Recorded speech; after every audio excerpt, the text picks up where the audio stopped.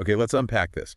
I want you to close your eyes for a second. Well, don't close them if you're driving, but try to picture a map. Right. And I don't mean a nice, clean school map with solid borders and stable colors. Yeah. I want you to picture a map that looks like a shattered mirror. That is a very evocative image. A broken puzzle is probably the best way to describe it. Exactly. We are transporting ourselves back to northern India in the 7th century A.D., the golden age of the Gupta Empire, that massive, stabilizing force that had defined the region for centuries, is gone. It has collapsed. Utterly. And what is left behind isn't peace and quiet. It is a vacuum. A violent, chaotic power vacuum where warlords are clawing for every single inch of dirt. It really is the classic Game of Thrones scenario, isn't it? I mean, you have these fragmented kingdoms, shifting alliances, betrayals, royal murders, and a constant state of near perpetual war. An incredibly dangerous time to be alive. And frankly, an even more dangerous time to try and be a king. And right in the center of this storm, we have our protagonist for today's deep dive, a man named Harshavardhana. But here is the hook. Here is what makes his story so gripping to me compared to other conquerors in history. He doesn't start out wanting to be the emperor of India. No, not at all. He wasn't raised with the expectation of ruling an empire of that magnitude. He wasn't even the first in line for his own, relatively small kingdom. Right. He's not Alexander the Great marching out to conquer the world for glory. His reign begins with a rescue mission, a desperate personal family tragedy. It's almost operatic in its scope. We are talking about a murdered brother, a brother-in-law who's been killed, and a sister who's been kidnapped and thrown into a dungeon. It sounds like a soap opera, but the stakes involved massive armies and the fate of millions of people. It's absolutely real. And Harsha, the 16-year-old prince, is forced to step up. He has to save his family, and in doing so, he accidentally stumbles into becoming the unifier of northern India. He is often called the last great Hindu ruler of northern India. And to understand why that title matters and how he managed to govern this chaotic world, we have to really dig into the details. Yeah, we do. Because the way he ruled tells us so much about how India was changing from the ancient world to the medieval world. So that is our mission today. We are doing a deep dive into the life and times of Emperor Harsha. We're going to look at the wars, the administration, the crazy social structure, and the incredible eyewitness accounts we have from this time. And we are fortunate because the source stack for this specific period is surprisingly thick. Usually for ancient history, we are scraping by on a few rusted coins and, a rumor. But for Harsha, we had receipts. We have receipts. I love that. So let's break down those sources before we get into the narrative. What exactly are we reading to know all this? Well, we have a trifecta of sources, really. First and foremost, we have the Harshacharita. The Harshacharita. And this is significant historically because it is the first formal biography of a king written in the Sanskrit language. Written by a man named Banabhatta. He was Harsha's court poet. Okay, so we have to pause there. A court poet writing a biography of the guy who signs his checks. We probably need to take that with a grain of salt, right? Oh, absolutely. A huge grain of salt. He's writing to please the boss. It's poetic. It's flowery. It glorifies Harsha's deeds. You aren't going to find a chapter on Harsha's mistakes or his bad hair days. Not a chance. But despite the bias, it gives us the narrative arc. It tells us the sequence of events and, just as importantly, the emotional beats of the story. It gives us the why. Right. It gives us the skeleton of the drama. But to balance that out, we have something really special. A view from the outside. The travelogues of Xuanzang, or Xuanzang, as he is also known. He was a Chinese Buddhist pilgrim who traveled through India specifically during Harsha's reign. The famous Prince of Pilgrims. The very same. His book, The Siyuki, or Buddhist Records of the Western World, provides a detailed on-the-ground report of what India actually looked like. He wasn't on Harsha's payroll. So he could be more objective. Exactly. So his observations on the caste system, the cities, the economy, and the people are invaluable. He's like our investigative journalist on the scene. And finally, we have the hard evidence. The stuff carved in stone and metal. Epigraphical evidence. We have the Madhuban copper plate, the Banskara copper plate, and inscriptions on clay seals from Nalanda.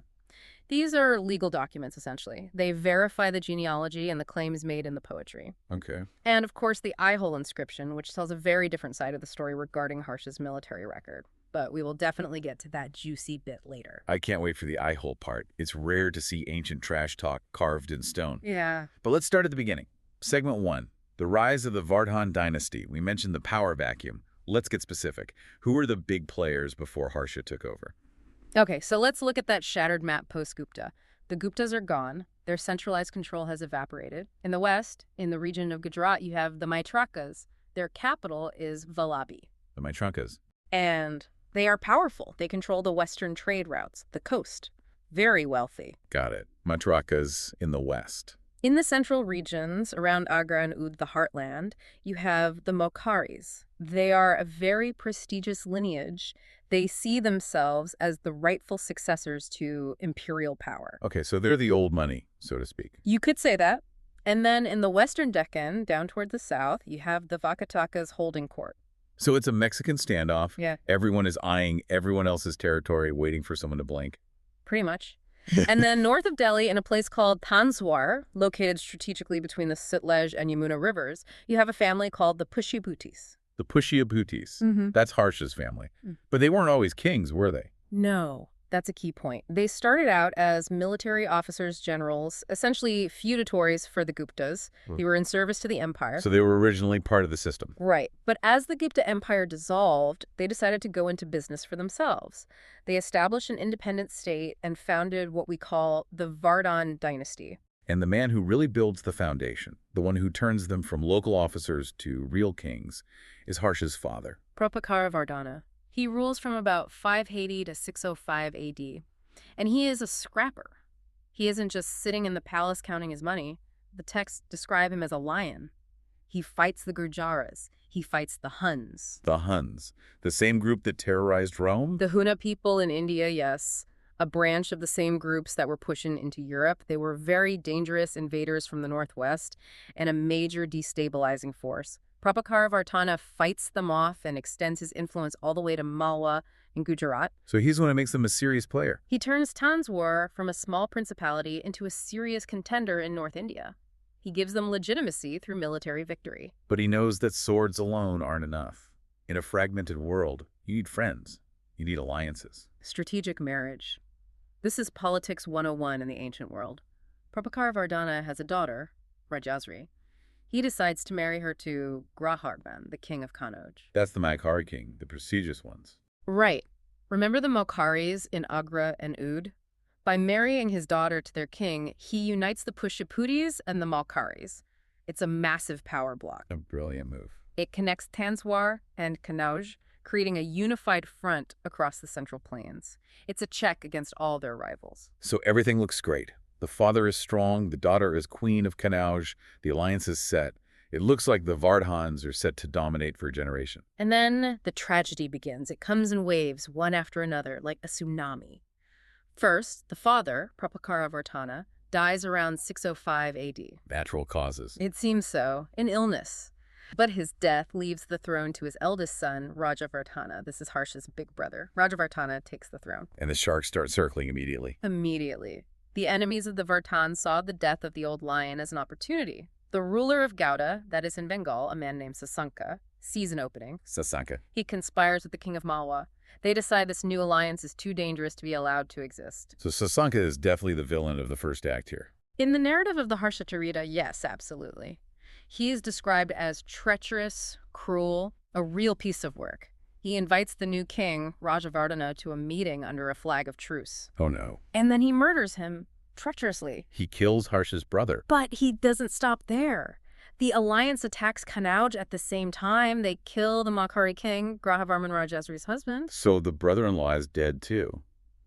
The whole alliance is just shattered. And Rajasri, the sister, the queen, is thrown into prison in Kannauj. She is captured, humiliated. Imagine being Harsha at this moment. You are 16 years old, your father is dead, your brother has just been murdered, your brother-in-law is murdered, your sister is a prisoner, and the enemy armies are probably marching toward you. It is a total crisis. Most people would crumble. But this is where Harsha's legend begins.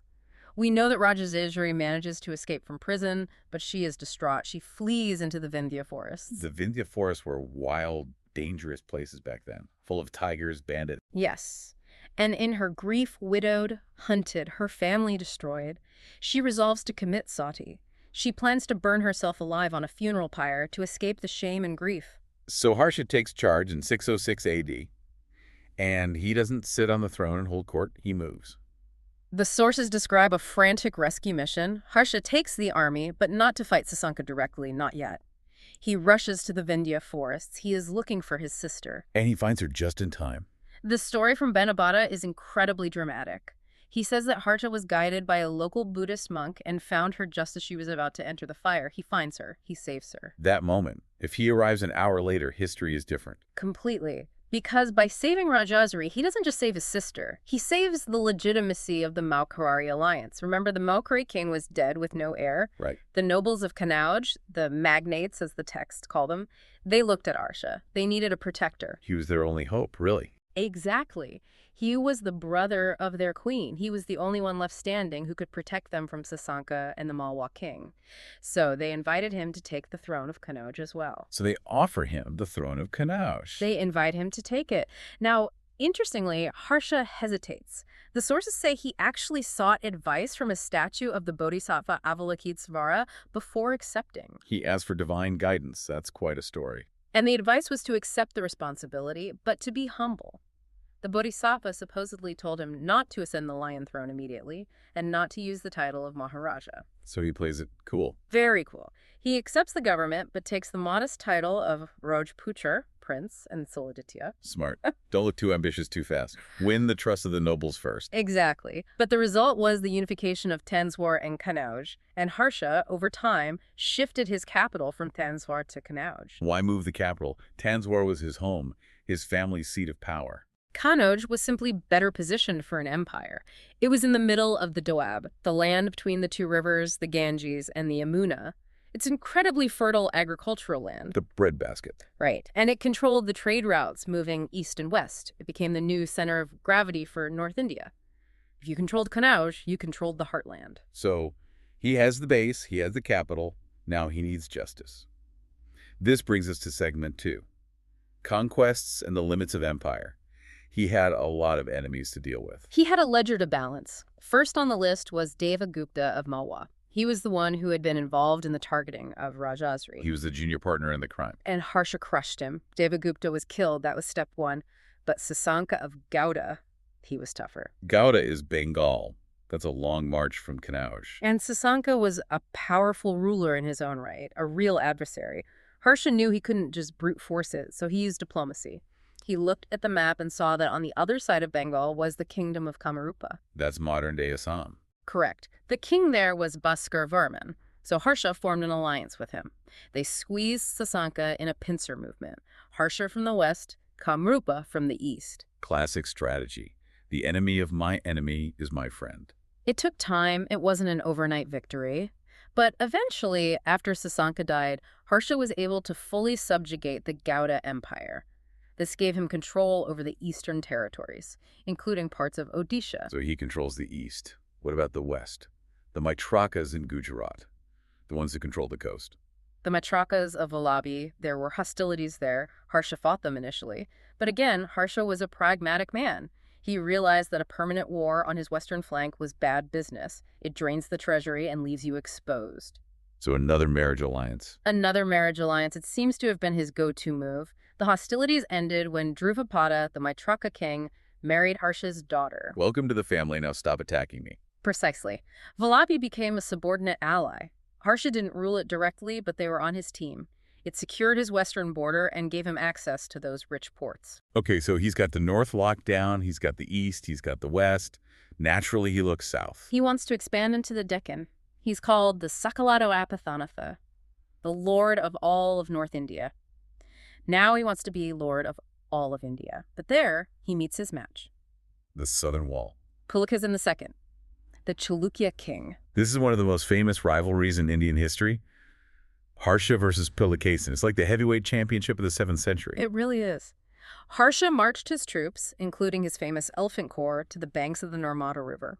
He intended to cross the river and conquer the south, but Pulikazin II was waiting. And Pulikazin wasn't just some local chieftain. No, he was an emperor in his own right, ruling from Badami. He was arguably as great a military mind as Harsha. He had consolidated the entire Deccan under his rule. And Harsha lost. He was defeated, thwarted. The Narmada River became the border. Harsha had to turn back.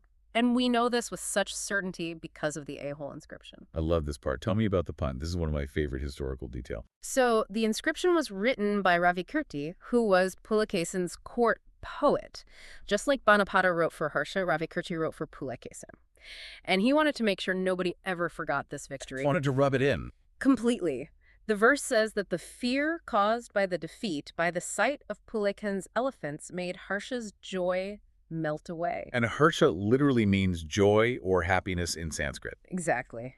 The joy lost his joy. It's a brilliant, poetic slap in the face carved into stone for all time. It's immortal trash talk. And Pulakesin took a title after this. He took the title Paramaswara Supreme Lord. He celebrated this victory massively because defeating the Lord of the North was a huge, huge deal. It cemented his own imperial status. So that defined the border. Harsha stays north of the Narmada. Yes, and that brings us to the reality of his empire. The historical claims, and sometimes later textbooks will say Harsha ruled Punjab, Kashmir, Nepal, Sindh, Bengal, Odisha, basically the whole map north of the Deccan. But the sources suggest otherwise. The reality was more nuanced. His direct authority, the area where his officials collected taxes and his judges sat in court, was a compact territory, mostly between the Ganges and Yamuna. The Doab, the heartland. Yes. The rest? It was a sphere of influence. Tributary states, allies, vassals. He was the Lord Paramount, but he wasn't the mayor of every town in Kashmir. He didn't micromanage Nepal. That makes sense. It's a feudal empire. You control the core and you bully or befriend the periphery. Exactly. Which is a perfect segue to segment 3, administration. How did he actually run this thing? How do you govern a sphere of influence? Let's look under the hood. Was he an innovator?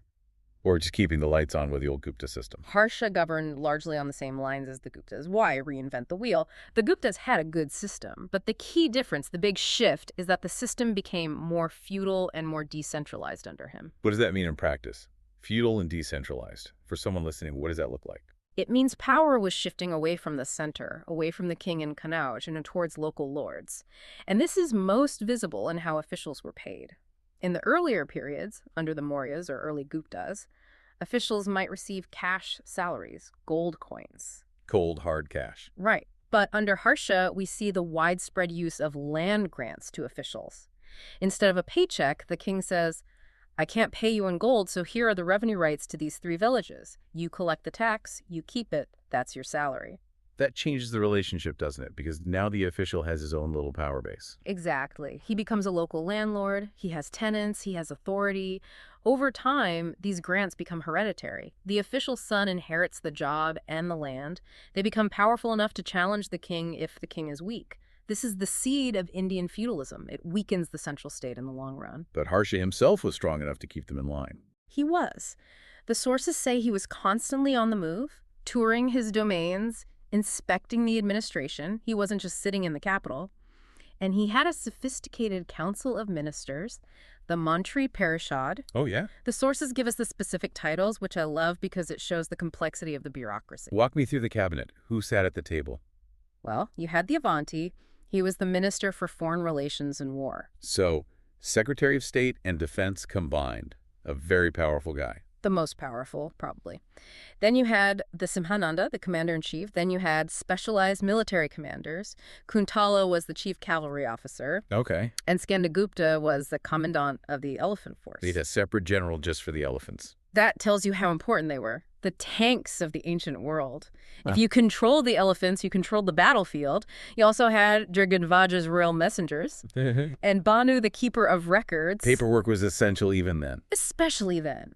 You need to know who owns what land, who owes what tax. And don't forget the spies. The spies. The Sarvagata, the Secret Service Department.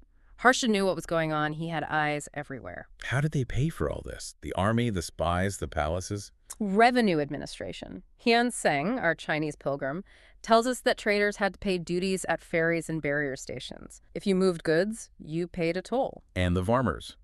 It was mostly an agricultural economy, I assume. Overwhelmingly. 3 main taxes are mentioned in the inscriptions. First, baga. This is the classic land tax, usually 1/6 of the produce. So for every 6 bags of rice you grow, the king gets 1. Paid in kind, yes. Then hiranya. This is a cash tax paid by farmers and merchants on certain goods. and Bali. What was Bali? The details are a bit obscure in the texts. It might have been a religious cess or an emergency tax levied in times of war, but it was distinct from the regular land tax. Oh, we know where the money went. Harsha was very transparent about the budget, which is surprising. Xuanzang breaks it down for us. The crown revenue was divided into 4 distinct parts. Part 1, state affairs and government costs. Paying for the army, public works. Standard stuff. Part 2, paying the salaries of the ministers and officers. Part 3, rewarding men of letters, poets, philosophers, artists, scientists. He's funding the arts and sciences. That's enlightened. Yeah. And part 4. Religious charity.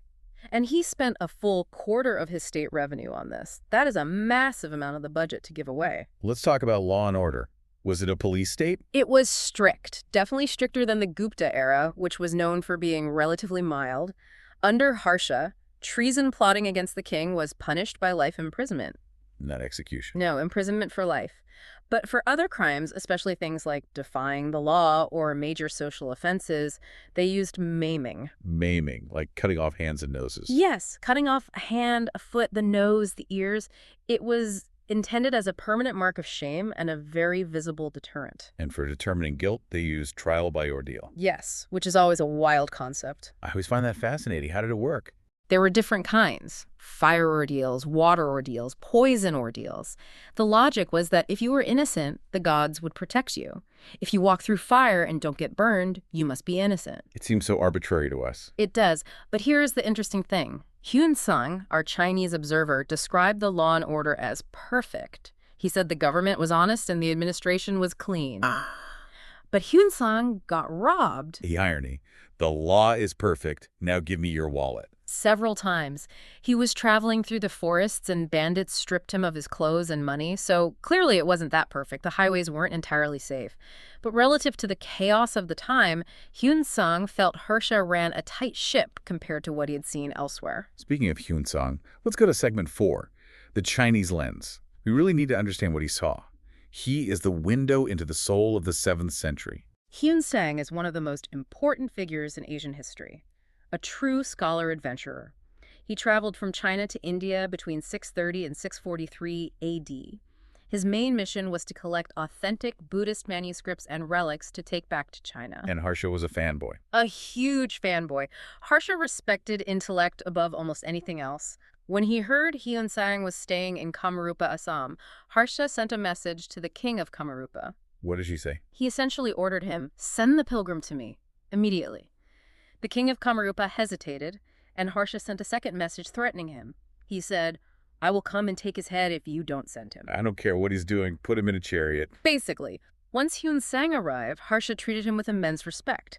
And Xuanzang's book, Siyuki, gives us this incredible social history. For example, he talks about the cities. He noticed a shift in urban power, didn't he? Yes. He visited Pataliputra. Now, Pataliputra had been the capital of the Mauryas and the Guptas. It was the Rome of India for 1,000 years. A legendary city. But Xuanzang found it in decline. He said it was mostly in ruins. Why? What happened? Trade routes had shifted. The economy was becoming more localized, less reliant on long-distance trade and coinage. The river courses may have shifted. Pataliputra was dying, and Kanauj was rising. Harsha's capital. Yes. Kanauj had strategic importance. It was on an elevation, so it was easy to fortify. And as we mentioned, it controlled the Doab. Xuanzang describes Kanauj as a bustling, wealthy, well-fortified city. He also mentions the infrastructure Harsha built. The public works. He was very impressed. He mentions charitable rest houses, dharamshalas, built along the highways for travelers, and he mentions free hospitals. Free hospitals. That sounds surprisingly modern. Harsha established houses of charity in major towns where the poor, the destitute, and the sick could get medicine, food, and care free of charge. It was part of his dharma, his kingly duty to care for his subjects. Xuanzang also talks about the social structure, the caste system. He is very clear about it. The 4 divisions, the Varnas, were rigid. Brahmins, Kshatriyas, Vaishyas, Shudras. He notes that Brahmins and Kshatriyas led simple but highly respected lives, while the nobles lived luxuriously. And the untouchables. Yes, this is one of the grimmer snapshots he gives us. Xuanzang is one of the earliest foreign sources to explicitly describe the practice of untouchability in this specific way. He mentions scavengers, executioners, and butchers being forced to live outside the villages. And the shouting rule. He describes how they had to shout to announce their arrival when entering a town so people of higher castes could avoid their shadow or avoid touching them. It confirms that the rigidity of the caste system and the practice of social exclusion were well established by this time. That is a harsh reality. But did he say anything positive about the character of the people in general? He did. He actually quite liked the Indian character. He wrote that Indians were not deceitful or treacherous in their conduct. He felt there was a social harmony, despite the rigid hierarchy. He found them honest. What were they eating? I'm always curious about food history. Xuanzang was a monk, so he paid a lot of attention to diet. He notes that the people were mostly vegetarian. Mostly. Well, beef and the meat of certain animals like pigs and dogs were strictly forbidden. But he mentioned something really interesting. Onions and garlic were very rare. No onions and garlic. That's a staple of Indian cooking today. Back then, they were often associated with lower castes or avoided by those seeking spiritual purity, like devout Brahmins and Buddhist monks. People who ate them were sometimes socially ostracized. The main diet was heavy on milk, ghee, rice, wheat, and sugar. And what about the women? What was their status like in Harsha's time? It was mixed. It was a patriarchal society for sure. Yeah. Xuanzang mentions the purdah system veiling, but he notes it wasn't followed by women of the higher class. For example, Queen Rayajri, Harsha's sister, did not wear a veil. She sat in court openly. She was an advisor. So there was some agency for elite women. But on the flip side, we have sati. Yes.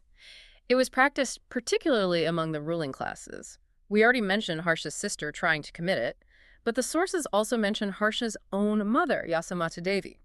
She actually committed sati before her husband died when he was just on his deathbed. That is tragic. It was a complex society with deep-rooted traditions of honor and sacrifice. Let's pivot to something that defined Harsha's public persona, religion, segment 5. Right. Harsha is interesting because his faith evolves. Initially, he was a worshiper of Shiva. His ancestors were sun worshippers and Shiva worshippers. The family was Shaivite. But he shifts towards Buddhism. Yes, specifically the Mahayana school of Buddhism. This was likely due to two major influences. His sister Rajyasri, who became very devout after her rescue, and of course his deep friendship with Xuanzang. But he didn't ban other religions. He wasn't a theocrat. No, he was incredibly tolerant. That's a key takeaway from his reign. He continued to support Vedic scholars. He gave charity to Jains. He was a patron of multiple faiths. However, he did restrict animal slaughter throughout his kingdom, which aligns with Buddhist values of nonviolence. The sources talk about two massive assemblies that Harsha organized. These sound like festivals on steroids. They were spectacles of state power and piety. The first was the Kanauj Assembly. What was the point of that one? Primarily to honor Xuanzang and to publicize the Mahayana doctrine. It was Harsha saying, look at this scholar I have found, look at this wisdom, let's debate it. Who showed up? Everyone who was anyone, 20 kings, including his ally Bhaskaravarman of Assam, thousands of scholars, Buddhist, Jain, Vedic Brahmins. They debated for days. They consecrated a golden statue of the Buddha in a tower. It was a theological summit mixed with a royal durability test for his vassals. But the second assembly, that one sounds even crazier. The Prayag Assembly. The Mahamoksha Parishad, the Great Council of Salvation. This was held at Prayag, modern-day Allahabad, at the confluence of the Ganges and Yamuna. And this happened every 5 years. Every 5 years. And the scale of charity is hard to comprehend. Xuanzang was there for the sixth one. Harsha would literally give away his wealth. Define giveaway. I mean, he would empty the state treasury. He offered lavish gifts to Buddhist monks, Vedic scholars, the poor, the orphans, the destitute. He would give away gems, gold, pearls, fine clothes, everything accumulated over the previous 5 years. There are stories that he would even give away his own personal jewelry and clothes at the end of it. Yes, the texts say that on the final day, he would be left with nothing but a rough secondhand garment, having given away his royal robes. He would then have to ask his sister Rajyasri for a spare piece of cloth to wear. It was radical charity, a complete public emptying of the coffers. And the sources make a fascinating connection here. This institutionalized almsgiving at the confluence of the rivers, it is seen by many historians as the historical precedent for the modern Kumbh Mela. That is mind-blowing. So when we see millions of people gathering at the Kumbh Mela today, we are seeing the echoes of Harsha's assemblies from 1400 years ago. Exactly. It's a living legacy. Let's move to segment 6. Culture, education, and the end of an era. We can't talk about Harsha without talking about Nalanda. Nalanda University. This was the intellectual peak of the era. The Harvard, Oxford, and Cambridge of its day all rolled into one, and it thrived under Harsha's patronage. It was a global hub, wasn't it? Truly global for that time. Scholars came from China, Japan, Korea, Mongolia, Tibet, Central Asia, all over. Xuanzang studied there for 5 years. Who were the big brains there? The star professors. The faculty list is impressive. Dharmapala Shilapadra, who was the head of the monastery and taught Xuanzang personally. These were the leading intellectuals of Asia, debating metaphysics, logic, medicine, mathematics. And how was it funded? Universities today are always complaining about funding. Harsha solved that with feudalism. The monastery was supported by the revenue of 200 villages. 200 villages. So the tax in those villages went straight to the university. Correct. That covered food, clothes, and lodging for thousands of students and monks. It allowed them to focus entirely on learning without worrying about money. Education was free for those admitted. Harsha wasn't just a patron, though. He was a creator. He was. We have his court poet, Banabhatta, who wrote the biography Harshacharita and the novel Kadambari, a giant of Sanskrit literature. But Harsha himself wrote 3 Sanskrit plays. A playwright king. That's a rare combination. Priyadarsika, Nagananda, and Ratnavali. And they're good. They are still studied today. And Ratnavali is interesting because it mentions the Holi festival, right? Yes. It gives us a cultural touch point. It vividly describes the celebration of colors, the water pistols, the fun. It brings the world to life beyond just wars and taxes. Before we get to the end, we need to look at the machinery that kept this all safe. The army. Xuanzang gives us the breakdown. It was the traditional Chaturanga 4 divisions. Infantry, cavalry, chariots, elephants. Though chariots were falling out of favor by this time, becoming more ceremonial. The Elephant Corps was the prestige unit. Xuanzang gives a huge number, saying Harsha had 60,000 elephants. That seems like an exaggeration, but even half that number is terrifying. Probably an exaggeration, but the point is it was a massive force. Recruitment was interesting, too. You had regular soldiers, the rank and file, called chadas and badas, and then you had the officers. The cavalry officers were brihadasvaras. It sounds like a well-oiled machine. It was, but... And this is the big but of Harsha's story. It was a machine built around one man. The decline? Harsha maintained diplomatic relations with China. He sent an embassy to the Tang Emperor Taizong. He was a major figure on the world stage, but he died in 647 AD. And what happened? Collapse. Rapid disintegration. Just like that. After all that work. Almost overnight, Harsha left no strong heir. And remember those feudal lords, the ones who got land grants instead of salaries? They saw their chance. Without the strong, charismatic personality of Harsha to keep them in check, they all declared independence. The unity of North India shattered again. It returned to the state of warring kingdoms that Harsha had inherited. It's a tragic ending to a glorious reign. It just vanished. It illustrates the fundamental fragility of empires built on personality rather than strong, independent institutions that can outlast a single ruler. So let's wrap this up. How do we summarize Harsha? What's the final takeaway? He is a complex figure. He was a warrior who was forced into war to save his family, but who ultimately loved peace and religion. He was a king who conquered territories but then gave away all his wealth every 5 years. He was a unifier who couldn't build a dynasty that outlasted him. He's the last great Hindu ruler of northern India, not because there were no Hindu kings after him, of course there were, but because he was the last one to hold that specific, massive chunk of the north together in the classical style before the medieval era shifted everything. Precisely. He stands at the gateway between ancient and medieval India. His death marks a turning point. Here's my final thought for you to mull over. We often think of history as these inevitable movements of armies and economics. But Harsha's story starts with a brother saving a sister. If he hadn't reached the Vindhya forest in time, if he hadn't stopped that fire, does the golden age of Kannauj even happen? That is the butterfly effect of history, isn't it? One deeply personal rescue mission changed the entire political trajectory of a subcontinent for a generation. It's a powerful thought. Fascinating stuff. If you want to dig deeper, maybe check out translations of Harsha's plays. Ratnavali is a good start.